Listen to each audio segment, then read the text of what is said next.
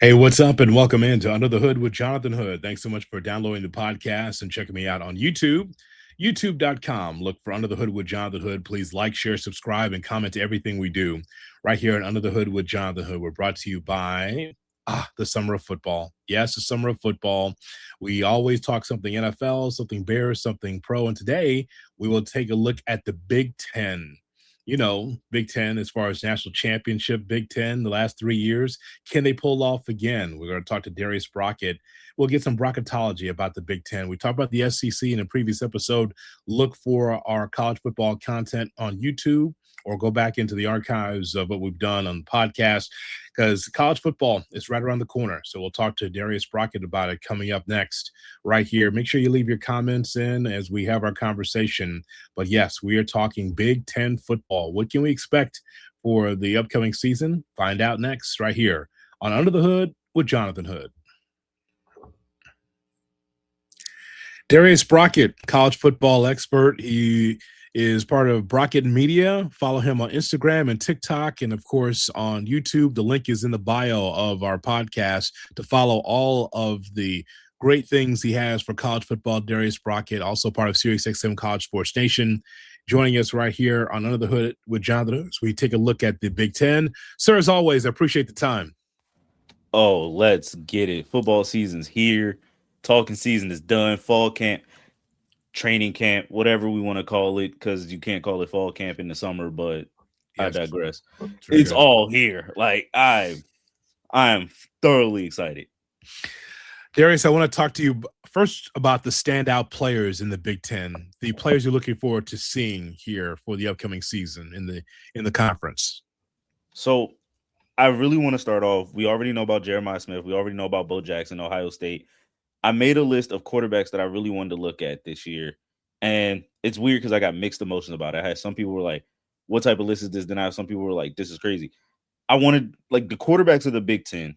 Every conference says they're the conference quarterbacks. I want to throw that out there. ACC is going to say it 1 year. Big Ten's having their moment. SEC's having their moment. Everyone's the conference of quarterbacks. But really, this year, I think the Big Ten quarterback play is the most interesting out of the bunch when you look at all across the board, especially with the teams that are in contention for a national championship, not a college playoff spot, but national contention. We look at Michigan with Bryce Underwood, hoping he has a year or two jump and hoping like that new system in Kyle Whittingham will help them, knowing that he didn't have a quarterbacks coach last year, which is very crazy. Jaden Mayave at USC, Lincoln Riley has said, hey, this team is it. This is the team. This is the team. This is the year. Like he's gone all in on this year with the freshman talent they've required. The offensive line being returned, minus losing their starting center. That's very interesting. We have Penn State. And again, I don't know how they're going to look, but they have a very good looking schedule. Rocco Becht is there. We're trying to fit all these pieces together. And I'm just like, oh, this is going to be fun. Hell, even Nico Iamaleava over at UCLA, and that team not even in the conversation for the playoffs, but under Bob Chesney, is just so much new going around with these guys and just that next jump and that next development that I think I'm truly excited for. And it really is the quarterback play. Let's talk about the Big Ten as far as the hierarchy is concerned. We should start off first with the champions, Indiana Hoosiers. So Kurt Cignetti is ignoring what the new athletic director of Purdue said about, if you want to come to an Indiana school, a Big Ten school that matters, come to Purdue. And Cignetti just blew it off. I guess when you had the national championship and you get the momentum, you could just blow off with all the negativity. So I want to get your thoughts. Let's go back to our conversations that we had about Ohio State, rather Indiana, leading into the national championship. And what are your thoughts about Indiana this year? I really like them. I don't think they'll take a step back, but I also don't think they'll take a step forward either. And it comes down to Josh Hoover. Josh Hoover does not have to be Superman. He's going to be in a very quarterback-friendly system. One read, half the field is cut off, get the ball out your hands early, and that's what made Fernando Mendoza look good. Is he another Heisman candidate, another first-round overall pick? No. But he is the missing piece that will help. He opens up the playbook. You'll be able to use your legs more. Elijah Surratt and Omar Cooper are now gone. So now everyone's wondering who's going to be receivers. Charlie Becker, Nick Marsh, those two are really solid as your X and your Y. But so Josh Hoover is going to be in a very big, comfortable bubble. He's going to have a nice little safety bubble around him because what did he not have at TCU? A run game and a good defense. What has Indiana been doing very good so far? Having a run game and a really good defense. So you're very excited if you're Indiana. And again, everyone he's going to get flack for it, but your non-conference schedule means nothing. So like we're automatically going to chalk those up as wins. You have the easiest path.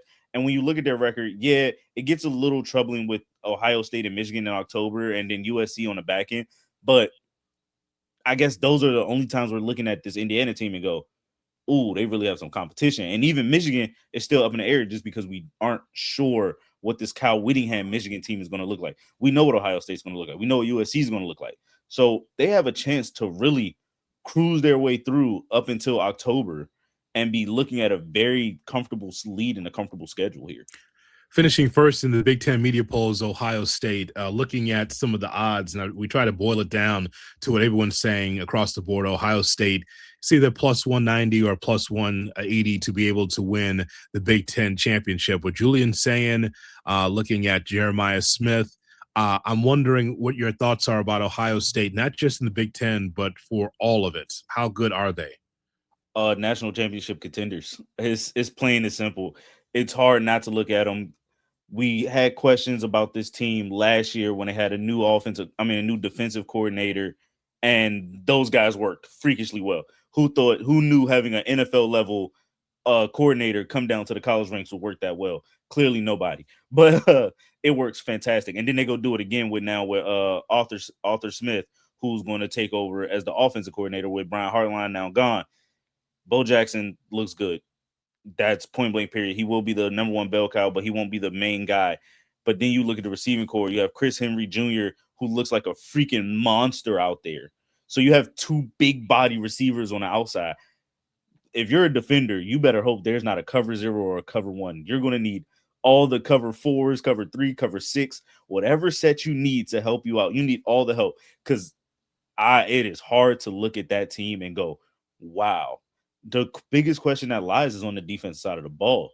When you lost 7 first-round products to that team, and you still replacing it with transfer guys and a lot of young guys who didn't probably have that much experience, that's probably the biggest conversation and the biggest question mark. But outside of that, it's a very easy, winnable schedule. They only have to see Indiana. They have to see Oregon. They have to see Michigan, Texas. It is a tough schedule. So you have to fight. But you're going to know about this Ohio State team sooner rather than later when they get to week 1. My biggest takeaway outside of the defense isn't Julian saying. And again, this is a guy that was a 105 completion percentage, which is crazy because that shouldn't even exist, but for somehow it created because of him. 105 completion percentage, but he leaves something on the table that's more desired. And for people who don't know what I'm saying by that is when you watch him play, he doesn't wow you. He's a great game manager right now. He's not a superstar because of all the help and the weapons that he has, which again, it's not even a bad thing. I remember that debate people got in. They were talking about being a game manager. He's great at it. He just has a lot more on the table that's left to be desired. I just want to see him take that next step too in his evolutionary chain. As far as Oregon's concerned, Oregon, Dante Moore back at quarterback for Oregon. It is interesting to watch. Let me take a look at the odds again about Oregon at this time, plus 275 odds to win it. Oh, what a bridesmaid. Oh, she's so pretty. She's there, and it's like, man, one day she's going to get married. One day, and she continues to catch a bouquet, but she never is able to get the ring. What about this year? How far is Oregon from Ohio State and Indiana? Not that far. I think the biggest question with Oregon is, can you be in the college football playoffs and not get smacked around? A lot of these last 2 years we've seen from Oregon is doing everything possible and then getting smacked around. Can you guys be there and hold your own? Can you guys be there and win? Can you guys sit there and say you've deserved a seat at the table? You've already won a Big Ten. You won it your first year. Congratulations. The next step is winning a playoff game when it freakishly matters. Yeah, and I get it. Yeah, you won your first round. You won this game. You won the second round, but then you got smacked. So Dan Lanning, yeah, you are in a competitive situation. You are in a national championship revenue. And I compared them to Penn State last year. You are in a boom or bust. In that article I wrote and in my videos I put out, that is a Penn State territory type of team. You get this quarterback that returns that could be a first round product according to most people. Then you have a defense that has 7 returning front starters. Your front 7 all returned. Then you get Coy Perch from the transfer portal at safety. Yeah. Oh my God. You're riding high if you're Oregon. Now you lost both your coordinators who took head coaching jobs elsewhere, but you hired from within. You hired from within, so the scheme shouldn't change. It's just going to be a little different thematically, but it's all the same. Oregon definitely worthy of that number 3 spot. I could see them playing in a national championship. It's hard for me not to buy in on Oregon as a national championship team that comes out the Big Ten or being the next Big Ten national champion this year. It's very hard for me not to sit here and lie and say, no, they're not those guys. I really want to buy high on Oregon, but again, the proof's in the pudding. The schedule is going to look very weird. It's tough. You got USC, you got Ohio State, you got Michigan. What are you going to do? I need to see it happen. I think every year we are impressed with Oregon on both sides of the football. At the line of scrimmage for sure, but also at the skill position players, we're always like, wow, look how fast they are. Some of these guys are NFL ready. But I just feel like it's a gauntlet for them once they get into the playoff, Darius. We're impressed by Ohio State. More than likely, they're going to win the Big Ten because of the personnel that they have, because they always are able to recruit and be able to refill that roster. But with Oregon, I'm just waiting to see them be able to not just dominate in the conference that they're in, Pac-12 in the past, and now in the Big Ten. I want to see them take the next step. And I just feel like they have the personnel to do it. But when they take on some of these other conferences, man, I just feel like they get into the fetal position. In the fetal position, it's not great. Well, the thing is with Oregon is they're always a step behind. They're always a step behind. And whether it's because they start slow or a team just outmatches them, they're always a step behind. And it's weird because the teams that you're comparing them to are teams that they've beat. They beat Ohio State. They beat them for a Big Ten championship. Yeah. So it's not impossible.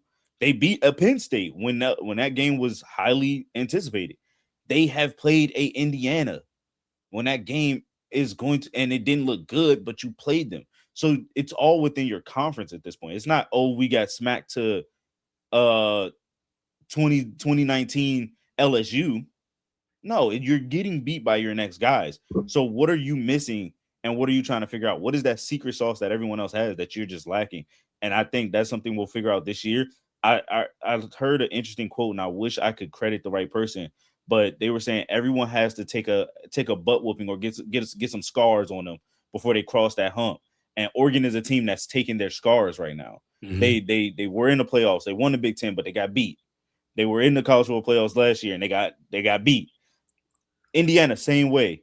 When they first were on their way up with a year 1 under Cignetti, it was like, okay, this is cool, but we don't really believe it. They got beat. And we're like, this is why you don't belong to be here. Then the following year, they were like, oh, we don't belong. Let's prove it again with another quarterback and then this other roster and all these. So everybody has to go through, even Ohio State. Every team has to go through their bruises to then cross that hump. I think this is the year those bruises have worn. And if you're a guy like Dante Moore, who's been through all 3 butt whoopings or 2 of those 3 butt whoopings, 3rd time is the charm, they always say. We're getting used to it now with Kyle Whittingham and the Michigan Wolverines, as Michigan is plus 1,500 as far as the Vegas odds are concerned to be able to win the Big Ten. I want to get your thoughts about Kyle Whittingham, Bryce Underwood, and Michigan. What are your thoughts about this roster here amongst the best in the Big Ten? I think it'll rise itself up to being a top 5, top 10 roster within the Big Ten, but it's given what's came over. Some of the staff is a part of the old Utah staff that was under Kyle Whittingham. Some of the guys and some of the roster is being made of a mixed bag of those Utah guys and those Michigan guys. So it more so comes on how fast can they form and get everything together. Jason Beck at the offensive coordinator position, how well is he going to pair well in marriage with Bryce Underwood? We know everyone has looked at that spring game and just looked at it and goes like, ooh, he didn't look that great, but it's a spring game. It matters, but at the same time, it doesn't. As long as you're getting reps, we're getting comfortable, we can see everything from there. I'm very more interested in Bryce Underwood commanding that offense. How good are you at being the guy? Last year, we know was a lot of dysfunction now with all the news that's came out about Michigan. How are you going to look now being the guy with we'll say an adult in the room at the head coaching position and someone who could really sit there and walk you through these processes? Kyle Whittingham is always going to have a good defense. You're having a winning head coach in mind. You're having that guy who's going to step in. How much can that marriage and how fast can it come together and you guys be able to win games? I don't know if they are a playoff contending team, but I do think they're a fringe bubble playoff contending team. Oh my God, how can they survive without a Michigan man at the helm? Oh my, he's not a Michigan man. How are they going to survive? How do they keep the lights on?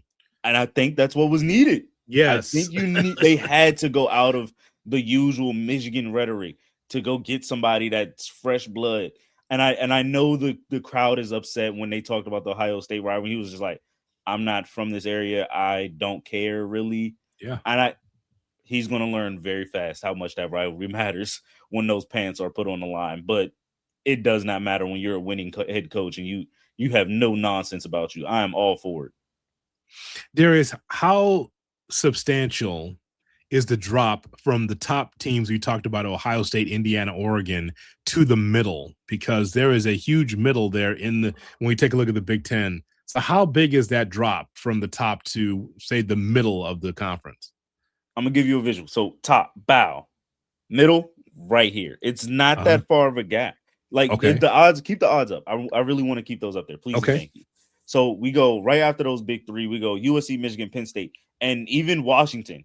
Those four are very close. Now, are those the same that people can see and go, oh, they're definitely winning the Big Ten and they're winning those odds? No, but those four teams are very close. What people don't realize, Penn State has a very favorable schedule, very winnable, very easy, very relaxed, very tame. Washington, DeMond Williams is taking that next step up. When you look at their schedule, they have Penn State, Iowa, Oregon, USC, which is a little tough, but DeMond Williams was a freaking beast. USC, Jaden Mayavid, they said they're next. So that 4-team cluster, hell, even if you want to throw Iowa in there, you can. It's a gap, but it's not a freakishly wide gap that everyone wants it to perceive to be. So even when we look at those Vegas odds, yeah, those odds mean something, but again, it's a reason why it's played on the field.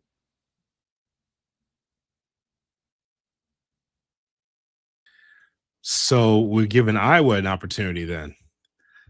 If it's not, if the gulf is not that wide, then Iowa outside chance. If you want to go with your dark horse of dark horses, yes, Kirk Ferentz at Iowa always has a chance to do something. 8-4 is a consistency. 9-3 is something. This is a constant bowl team. It's always a possibility. Now, granted, the offense will always look slow. It'll always be 3 yards in the cloud. It does. But I say that to say, like, you talk about that gap, it's not as big as everyone wants it to be. It's that middle tier is clustered together for a reason, because at any given Sunday or any given Saturday, they can beat one of those top three dogs. Okay, I don't have the schedule in front of me. I don't know what Iowa's non-conference is, Darius. I know that you have that in front of you. So last blush, when I was really able to look at the schedule for a lot of the teams in the Big Ten, I thought it was pretty favorable early going into November for Iowa. Yeah, Iowa has a very decent schedule. So as I pull it up again now, you have Iowa State, Northern Illinois to start you off. And then when you dive deeper into that conference play, you really look at Washington. That's a big game. Yeah. Ohio State. But then when you get on the back end of November, you're kind of coasting again. So your two biggest challenges is back-to-back weeks against Ohio State, which you have at home, and then having to travel to Washington. Your non-conference is pretty favorable. Iowa State, yeah, that's a big game. But if anything, that'll bolster your resume. We're not tripping over Michigan at this current moment just because we're uncertain. And Michigan's a great team, but the defense lost a lot on that piece. But again, Iowa, you have 3 weeks of tough games, 3 straight weeks. Yeah. That's it. After that, you get out that gauntlet, let's say 2-1. You beat Michigan and you beat Washington. You get out of that week 2. You get out of that month 2-1. What's stopping you from being a top 12 team? That's 9-3 team in the ceiling. Possibly. It's possible. It can be done. Yeah. We just had the conversation last week over the SEC where they argued a 9-3 SEC team is better than an 11-1 or 11-2 Big 12 or ACC team. Why can't this conversation be the same? I don't think we went and went through USC enough. I want to know whether you're bearish or bullish on the market when it comes to USC. Um, I feel like it's a team that's amongst the upper echelon as far as top 5, top 6, but they have some things that they have to work on from a roster standpoint. And I looked at their schedule. Their league schedule includes Oregon, Washington, Penn State, Indiana, Ohio State. Yeah. That smells closer to 7-5 than a double-digit win team for the Trojans. Am I wrong about that? You're not wrong, but we're doing that with the lens of who those teams were last year, and we all do it. We all do it. I'm the same way. It's the reason why we have these top 25s way too early, these coaches polls and all that junk. USC is my South Carolina, just like how we had last time when you had me on. Do I think they can win a national championship? No. Do I think they can sneak by and make the playoffs? Possibly, because they were close last year.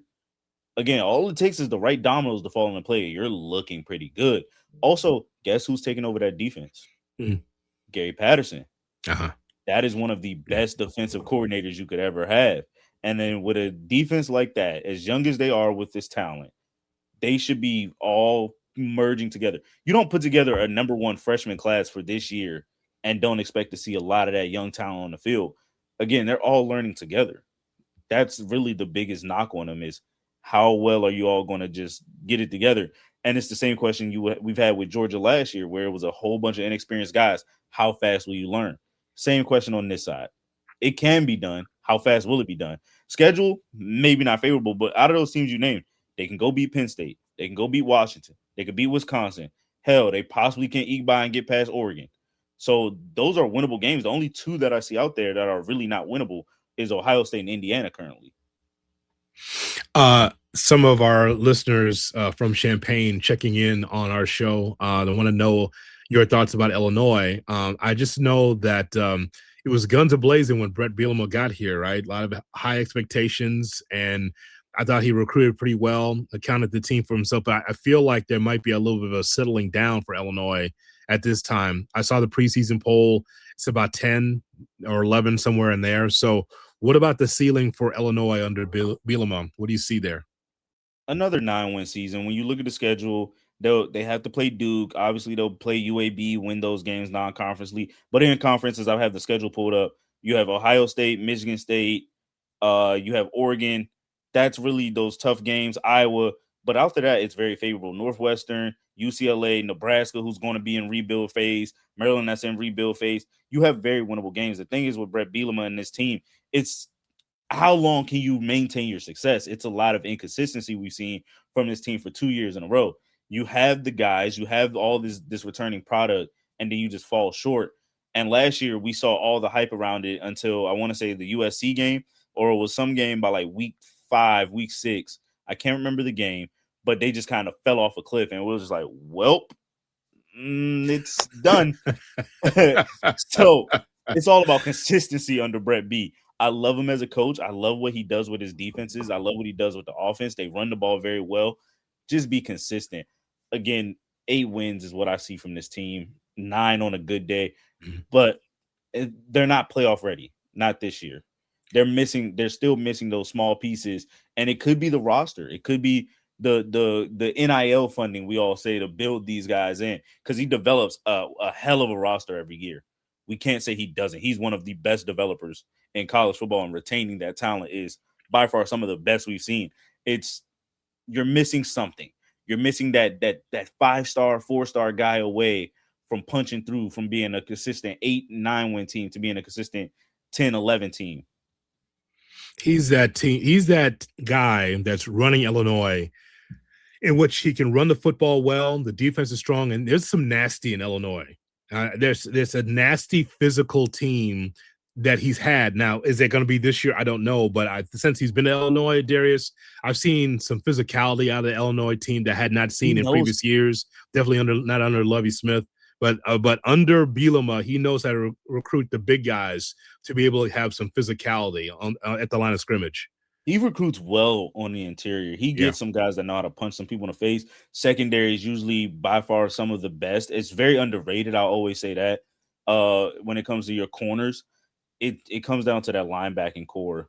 How good are they going to be? How much they're going to be able to stop the runs? That's really what has killed Illinois in a lot of games. It's getting gashed up the middle when it comes to the linebackers, and USC being able to just outgun them with speed on the wings. So it's the linebacking core that you always got to wonder about. But again, a very consistent 8 to 9 win team again this year. Okay, I have a cluster of teams for you. You name the team that's going to have the quickest rebuild. And again, there's always NIL, there's recruiting, but I just want you to take a look at the coach and the program that's can be able to elevate their team next year. Michigan State, UCLA, Northwestern, Purdue, or Maryland? So you're putting me on the spot here. These are too hard. This is a very hard question you're making me answer. You can do it, man. Wow. I believe in you. Well, it's hard because media days made me buy in on UCLA right away. I saw Bob Chesney talk. I've heard the talent he's acquired. He's bringing over that JMU, roster. He's bringing over that coaching staff, and it's like boom, boom, boom. Very much Signetti-esque because they are from the same tree. It just makes you follow. It's like, ooh, okay, boom. Nico's going to be there. Nico could return for a whole nother year. This year, your schedule looks nice. You have a whole chance. Like it's all in front of you if you're UCLA. You got San Diego State, Purdue, Maryland, Wisconsin. What are we talking about? UCLA makes you want to buy in so fast. But then you look at Michigan State, and they have probably the biggest question marks over the roster, but having by far one of the best coaches to return back to college football in Fitzgerald, it makes you want to be like, ooh, Michigan State sounds nice too. Michigan State sounds nice. But if I had to pick one, I'm going to go Bob Chesney. I think with the investment that UCLA is putting in and the commitment that he's giving his all, we're seeing something that Chip Kelly didn't do. And that wasn't the recruiting phase, but it was getting the donors to buy in and wanting to be a part of this rebuild, just like anybody else. So I will put all my chips in on Bob Chesney and UCLA. In a 3-year span, we could see them sitting at like going from like 4 wins to 8 wins and becoming a middle tier Big Ten team university. Well, while you do that, let's take a look at the UCLA schedule, because that will tell a story. This could be what we saw last year, right? Where there's a resurgence in the back to the middle to the back end, which was amazing because now UCLA became a must watch because they were the cardiac kids. And it was like, oh, what's going on over here? So fun. Okay. It was fun. It was fun. The fans start coming back a little bit because they start seeing wins. Wayne Knight arrives, All-American season at James Madison. So he's part of this mix as well. You talked about Nico and Bob Chesney. So look at the schedule early and then tell me what it is late. Early, you are looking at a potential 5-0 span until October 10th, and that is against Oregon. You have the potential. Yeah. Like we run down, Cal you're worried about Jaren Kiave, Sanga Politelli and that offense. Yes. The defense really isn't going to be that good. They're having to rebuild on their own in Cal, but it's going to be a fun matchup. San Diego State, yeah, I don't want to overlook them, but in this G6 era, it's very hard. We're going to be like, that's a winnable game. Purdue, that's a winnable game. And I'm sorry, Boilermaker fans, but it's a winnable game. Maryland, that's a winnable game. And as much as someone who covers Maryland, that is a very much winnable game from your defensive standpoint. You're bringing in a whole bunch of guys who can compete. So it's not going to get scary until October 10th. Then you play Wisconsin at home. You can win. You can beat Wisconsin, who's rebuilding.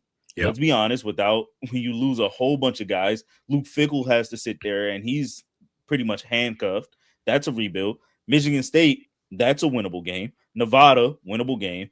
You play PJ Fleck in Minnesota, that's a winnable game. It's 50-50, but it's a winnable game. Illinois, you may lose. You may take a punch in the mouth against Illinois. Mm-hmm. I'll sit here and concede on that one.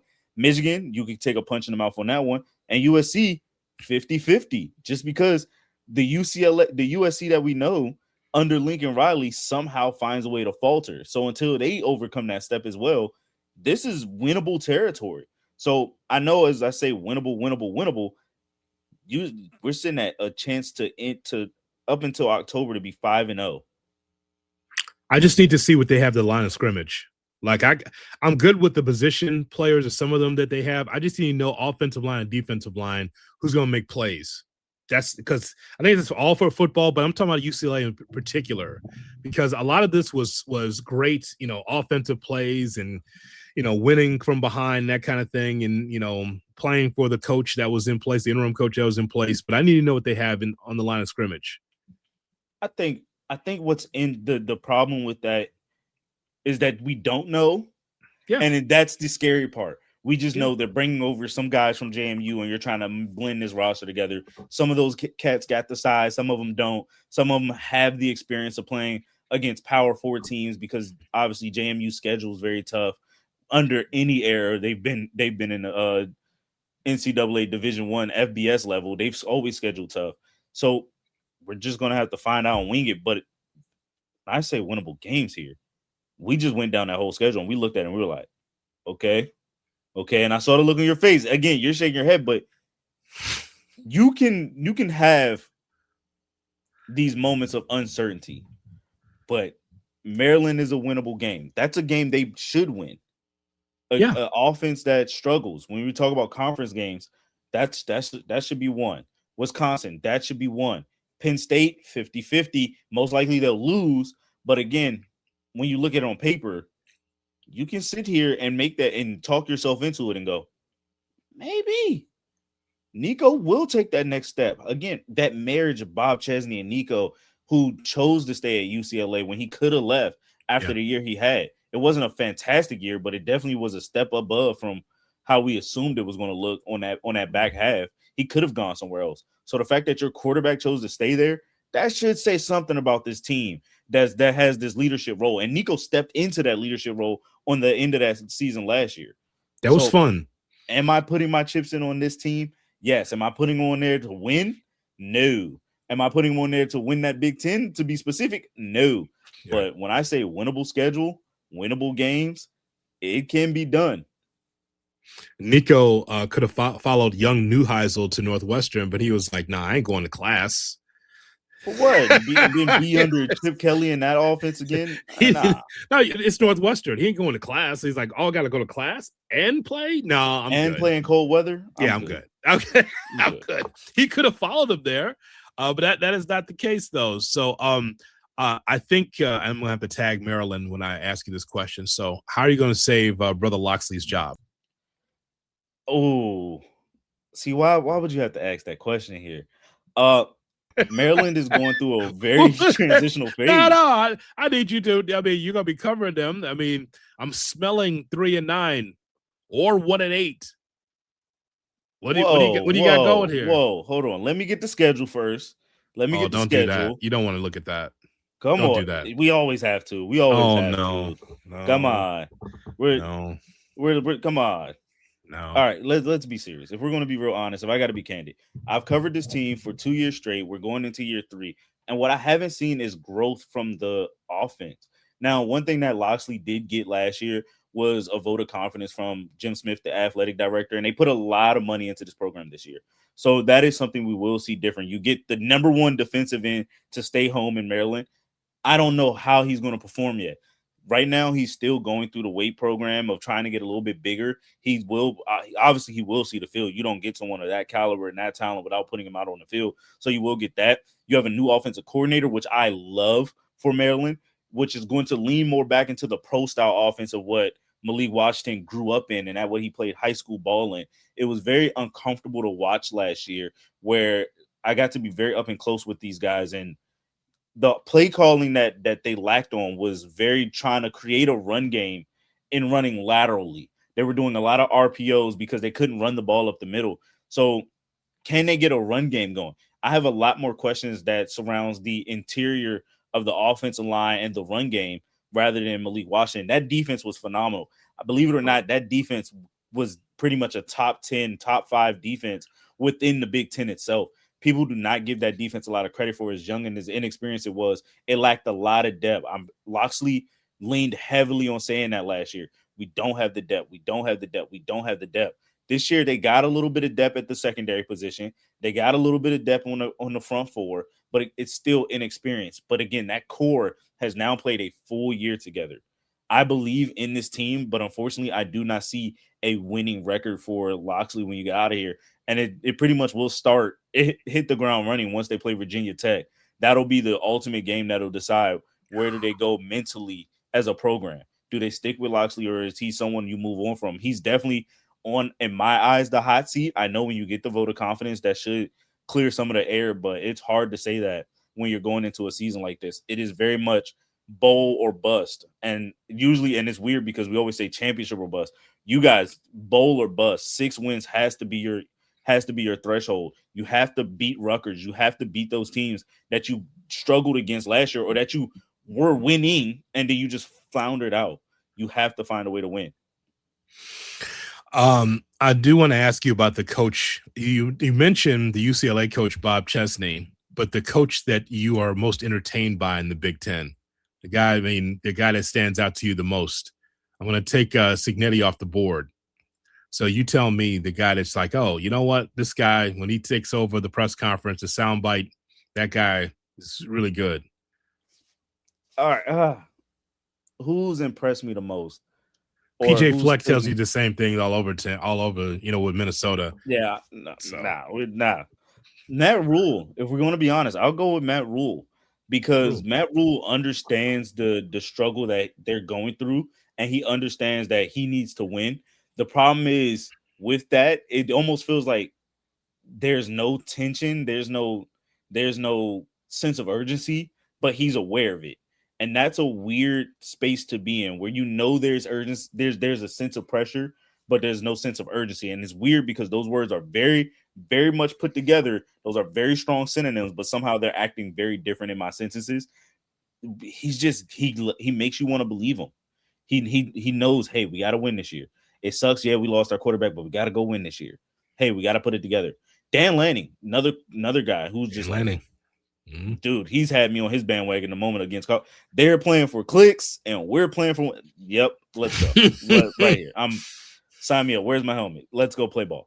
But even during media day, he's calm. He had an energy about him that said, hey, we have the talent to win. We just got to go do the effing thing. And that's what matters the most, is knowing that you have the guys in your locker room to win and making everyone just realize, hey, it's not about them anymore. It's all on us. We just got to go freaking do it. They know they're favorite to win. They just have to go put it together. And Dan Lanning made it known. He's not taking no excuses over losing coordinators. He's not saying, oh, our roster retention is what made it happen. He's like, no, this is the team. They're better than last year's team. Let's go freaking win. It's funny you mentioned Matt Rule and you mentioned Dan Lanning in the same sentence, because they're going to take on one another in October. That'll tell a story about Nebraska. Nebraska fans don't want to hear. They believe, as you well know, Nebraska fans feel like they should be in this top 3 or 4, that they should be competing because of its school's past. They feel like we fill the stadium. We deserve more than this. They had a past. I always hear about those black shirt days, and man, it must have been real cool growing up for that. The future's now, old man. Y'all got to get with it, Nebraska fans. Tommy Frazier would like to have a word, sir. He would like to have a word. But it's true, though. Like, the past of what Nebraska was is what keeps making Nebraska feel like this thing that can always reemerge. It can always pop out of nowhere. And it wasn't that long ago. Like, even the early 2010s, Nebraska may not have always been the cream of the crop, but they were competing in that Big Ten for a Big Ten title in the Big Ten West almost every year. Nebraska knows they have to win. Matt Rule knows he has to win, but he has a contract extension, so he feels a little bit more comfortable, which who knows what the urgency looks like at that point. It all comes down to how much do they buy into Matt Rule wanting to rebuild this, because we all believed in year 3 last year would have been that year that you jump off the porch, because he's done it so many times at so many different locations. Temple was one of the most famous ones he was known for. It was that year 3 at Temple. We just have to wait and see and watch it all play out, because his job may not be on the line this year, but it'll definitely be on the line next year. And the reason why is because we'll look at this and go, he doesn't have Dylan Raiola, who pretty much had Nebraska at one of the best teams in the Big Ten last year, but now he's over there at Oregon. We just have to hope that Anthony Colandrea is the next best thing you can put out there and play similar to what Dylan Raiola did. I do want to ask you, lastly, is this away from the Big Ten, because I know you're close to it, being in the region, regarding where we are with HBCU football. I know that is a launching pad for some coaches who go elsewhere. Eddie George, Bowling Green, do I have that Bowling right? Green. Bowling Green, yeah. So, like, I want to ask you your thoughts about the state of HBCU football, because, you know, for those that are novices, people were aware of Jackson State and because Deion Sanders was the head coach. He leaves, he goes to Colorado. So, what do you think we are right now, television wise, interest wise, and the style of football HBCU going into this season? I believe HBCU football is in a very peculiar space because they are bringing in NFL level coaches or former NFL players to coach these universities. I think the scary part is knowing that this isn't their final destination, that they will eventually go get a G5 job or then go get a P4 job. That is the scary part about retaining. The fun thing is, so far with Deshaun Jackson and Michael Vick, those two have made it very much known that, hey, right now I do not have the idea of another job in front of me. I'm focused on this and this only, and that's specifically in the MEAC. You have Marshall Falk at Southern University, who's trying to even get acclimated to head coaching, which is something he's never done either. So it's in a very interesting spot. I think the talent is there, but they're still missing out on those small moments, and it all begins with recruiting. I think with HBCU sports kind of becoming more open and more accessible over time, I think it'll bring more eyes, but it becomes what those two conferences want to do. I believe if the SWAC and the MEAC were to offer something outside of the Cricket Celebration Bowl that can bring in more interest, it'll open more eyes. I think the fun thing that we got is a HBCU top 25, and obviously the FCS top 25 features only one HBCU school this year. It has to eventually, the talent has to evolve. It has to jump off the page more, whether it starts with coaching or whether it starts with recruiting. There are great guys that are playing in those leagues. There are great athletes that are playing in those leagues. Unfortunately, having to be on ESPN Plus is always a downfall because not everyone has it, or having to be on HBCU Go. which is on another streaming platform. It sucks. So the accessibility is hard. I believe if you want to watch that product, you have to go see it in person first before watching it on television, because it is a different experience. I think what a lot of these universities should start doing, and what they're probably getting ready to do with the Protect College Sports Act, depending on how that goes down, where it all changes things, but we already know about the rev sharing agreement and all that. When you start paying these athletes and start offering more, that recruiting pool goes from being a very small populace to when you can kind of branch out and you can start attacking new pipelines that you didn't think you could attack already. As my alma mater, Morgan State, you look in the Baltimore area, very heavy. You look in the Maryland area, very heavy. DC, you only focus on those three areas. Eventually, with NIL, as the conference is dove in, you can branch out a little bit more. You can go take on the Pennsylvania pipeline. You can go take over a Atlanta pipeline. Hell, if you want to and you have the resources, you can go stretch down to a Florida pipeline. It's all about the resources that come through overall. It's growing, but it needs to grow a little bit more. I think that's what really lacks, is the financial backing and resources in a lot of these things. Athletes are going to go anywhere where they're wanted. The issue is some of these athletes are good, and then they go transfer to a G5 school, a group of 6 school, and then now it's almost like you're starting over. Just like anything with the G6 guys getting plucked forward, power forward, it is a feeder system now. That's what we're in, and it's okay. There's nothing wrong with that. It's just, if you're going to have this talent, learn how to retain it and let it grow. Yeah, for Michael Vick is at Norfolk State.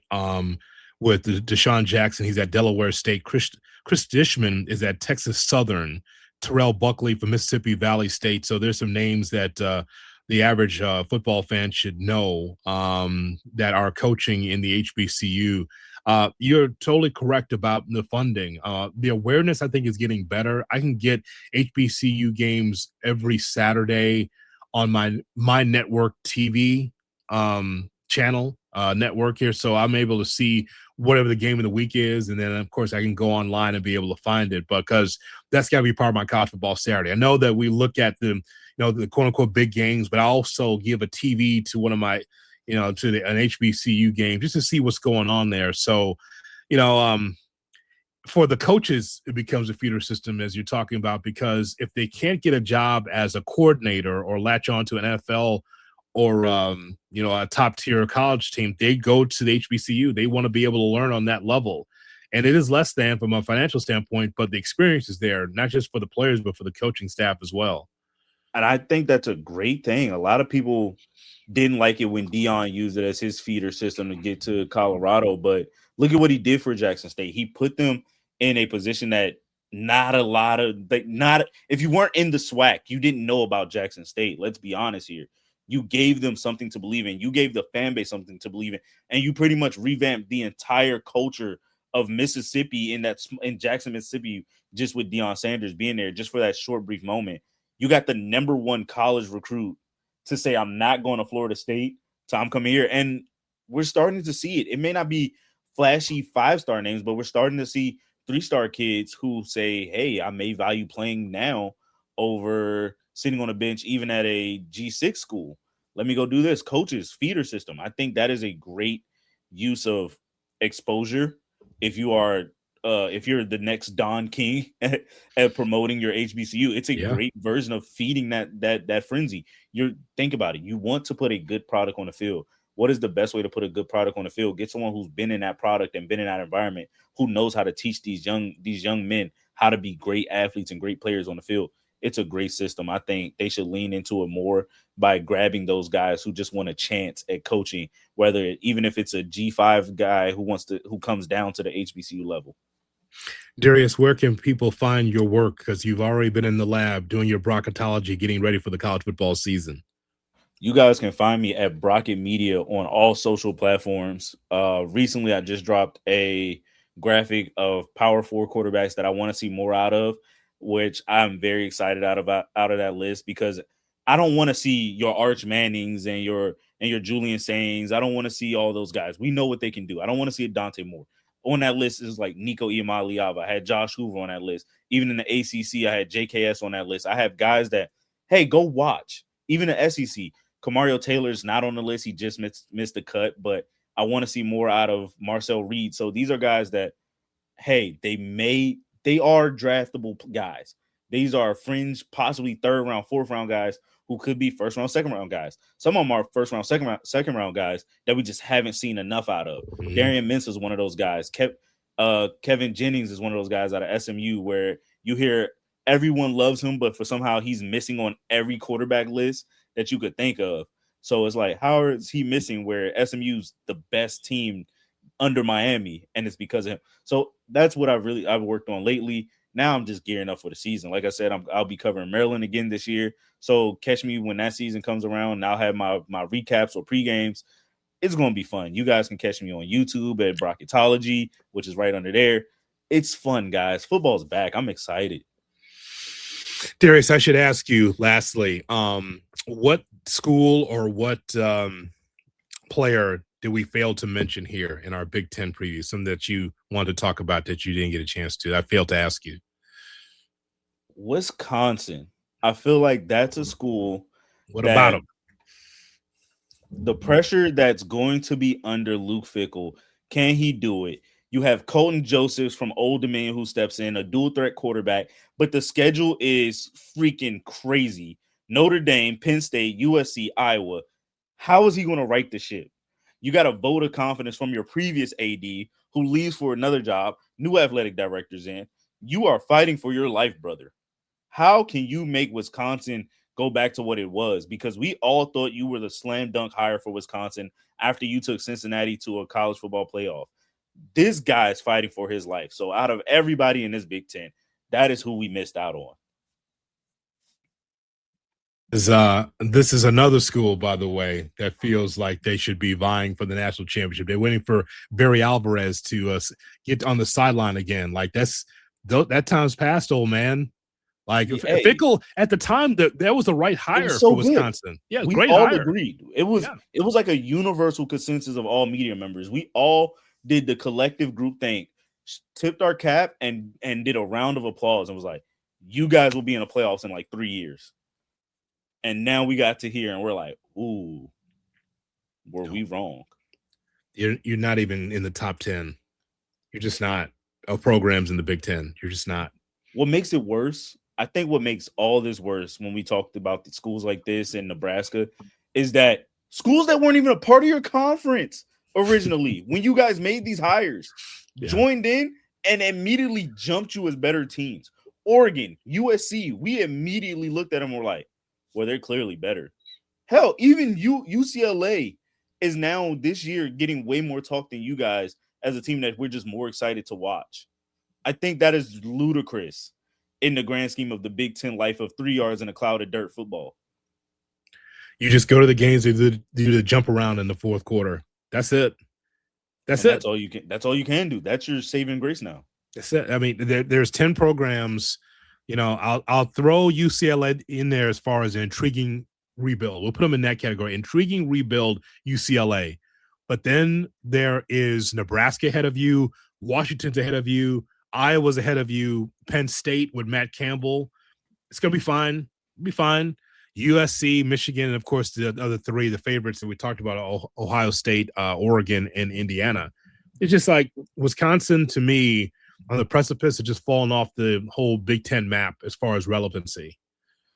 It's sad how far you fell from a hire that was shot in the dark. You couldn't miss. We were like, perfect. He brings the attitude, the energy, and somehow he wanted to not run the ball, something that you are known for. Yes. We're in the Midwest. You're supposed to run the football and have great linebackers.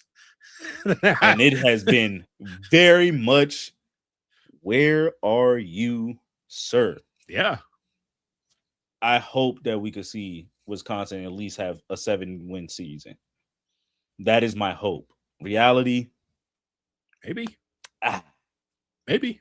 Who knows? It's like what you say. You always say on your platform and mine, you say, who knows? They have to play the games. We can look at the schedule, look at the roster, but we just got to see who wants it. And it's a bigger question now than ever because the NIL era. Who wants it? And who wants it bad enough? But you got to play Notre Dame to start off the season. If you talk about a punch in the chest. Yes, that'll be all. That's a crazy punch in the chest. Yeah. That's a top 5 defense. Yep.